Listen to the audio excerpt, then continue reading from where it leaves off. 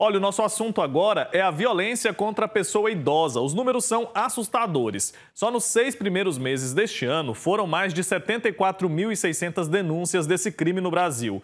E essa violência se manifesta de várias maneiras. Além da agressão física, existe também a violência emocional e patrimonial, por exemplo. Todas elas são devastadoras e representam graves violações dos direitos humanos. O Crismédio Costa está conectado comigo. Ele é coordenador do movimento Vidas Idosas Importam e vai nos ajudar agora a entender mais a respeito desse assunto. Crismédio, bom dia, bem-vindo. Bom dia, Wick. Bom dia, esse Brasil maravilhoso que nos acompanha agora. Então, Crismédio, para começar, quais são os principais tipos de violência que os idosos enfrentam no Brasil? As violências que mais estão no ranking e expressadas para a sociedade, para o poder público, para os organismos de direitos humanos da pessoa idosa, estão justamente na violência financeira, o preconceito e a violência psicológica. Mas são outros tantos tipos de violência que acontece diariamente na vida dessas pessoas, principalmente mais pobres, que não tiveram acesso à educação e que sofrem na mão de terceiros. Isso é preciso enfrentar, e é preciso enfrentar com a educação, um processo educativo, com a rede de afeto, de apoio, para que a gente chegue lá vivendo uma longevidade cheia de dignidade, uma longevidade plena. Perfeito. E esses números, claro, são alarmantes, são assustadores. E eu quero entender, por que você acha que a violência contra os idosos ainda é tão comum aqui no nosso país? A gente tem que lembrar que a nossa população está envelhecendo e, ao mesmo tempo, a gente percebe que a pessoa idosa continua em uma situação de muita vulnerabilidade por aqui. Com relação aos dados, eu acho até um ponto positivo, que são as notificações. Havia muito, há anos atrás, a subnotificação.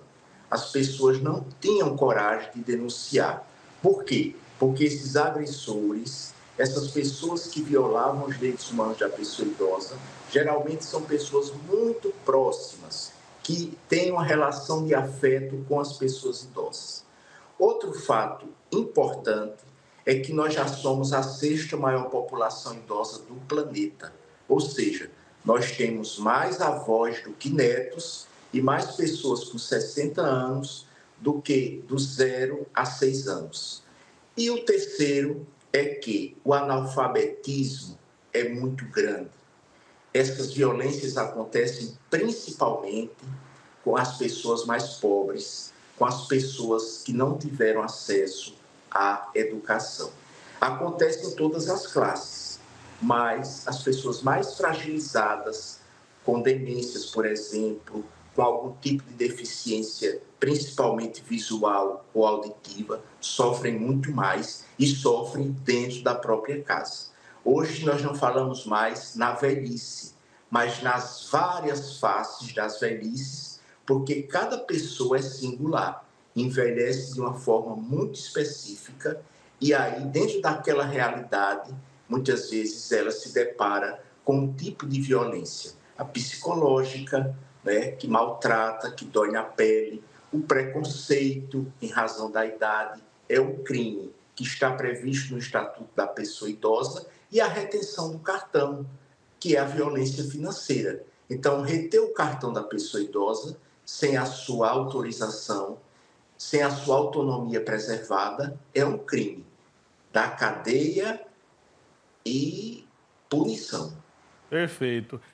Quando a gente fala sobre esse assunto, vale a gente reforçar que, na maioria dos casos, essa violência é praticada por familiares, né? Por pessoas que têm o carinho daquela pessoa idosa. Talvez isso também justifique essa questão da subnotificação. A gente já falou aqui sobre a violência patrimonial, a violência financeira e a forma como ela acontece. E no caso da violência emocional, como que isso ocorre geralmente? Principalmente, Wilker, depois da pandemia, as pessoas estão mais isoladas. Criou-se uma fobia muito grande. Então, as pessoas passam a depender de alguém para sair. E isso, às vezes, a pessoa não é convidada, não é envolvida, não é incluída e emocionalmente ela fica abatida, né? Porque nós ainda temos uma visão negativa do envelhecimento e da velhice. Então, precisamos converter isso numa visão positiva, tendo em vista que a velhice, a longevidade, é um ganho para a sociedade. Então, é incluir a pessoa se sentir valorizada em todos os momentos, do café da manhã até a janta. A gente não pode tê-la ali como uma reserva, segurando por conta do cartão de benefício ou suportando porque é um parente próximo. A gente precisa incluí-la, independente da situação, é uma vida e a vida deve ser protegida do início ao fim. Perfeito. Explica pra gente como que a gente faz então para ajudar a combater essa prática tão triste, né? Tão agressiva e tão injusta também, que é a violência contra os idosos. E fala um pouco também sobre o trabalho de vocês aí do movimento.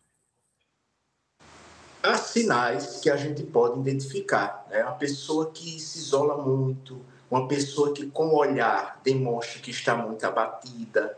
E a gente precisa buscar a rede de apoio da comunidade, seja na igreja, seja na delegacia, no posto de saúde, no CREAS, no CRAS, para que essa equipe, essas pessoas tentem analisar o que está levando essa pessoa a um possível abatimento, a um isolamento, né? Então, o Vidas Idosas Importam, ele nasceu num momento muito triste, que foi a pandemia, onde faltava dignidade e vida para todas as pessoas, principalmente idosas.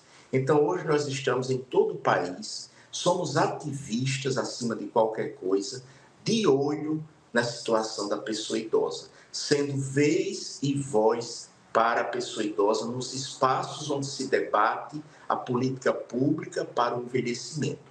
E a palavra é respeito, cuidado e educação. Onde há respeito, cuidado e educação, não há violência.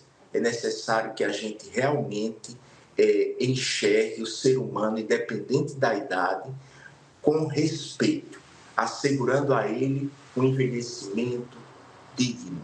Esse é o maior desafio, para que todas as pessoas vivam em plenitude. E como diz o salmista, na velhice, Senhor, não me abandoneis. Certo. E qualquer pessoa pode denunciar uma situação de violência contra o idoso, né? Em que haja alguma suspeita, qualquer cidadão deve fazer essa denúncia. Qualquer suspeita, se você percebe que o seu vizinho está muito calado, não vai mais à calçada, não vai mais à igreja, se você vê esse silêncio social, digamos assim, Disque 100, tá? Lá você vai manter a sua identificação em absoluto sigilo e vai ter a oportunidade de salvar uma vida. Mas não fique calado. Não vamos naquela de briga marido e mulher, não se mete a colher.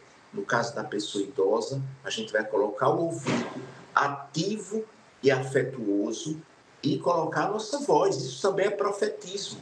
É denunciar o maltrato, a violência, a vida humana. E nesse caso da pessoa idosa, uma vida que está fragilizada. Tá ótimo, Crismédio. Obrigado pelas informações, por falar com a gente sobre esse assunto tão importante, tão sério. Até uma próxima oportunidade. Eu que agradeço e quero dizer ao Brasil inteiro que vidas idosas importam e são dignas do nosso cuidado. Certamente, viu? Um abraço, bom trabalho por aí. Tchau, tchau. É isso, gente. Assunto importante, né? Delicado demais, mas que a gente precisa tratar e ter um olhar mais carinhoso com os nossos idosos. Isso é fato. Lembrando que a nossa população está envelhecendo e cada vez mais a gente vai ter pessoas nessa condição e a gente precisa começar a cuidar mais dos nossos idosos, com certeza.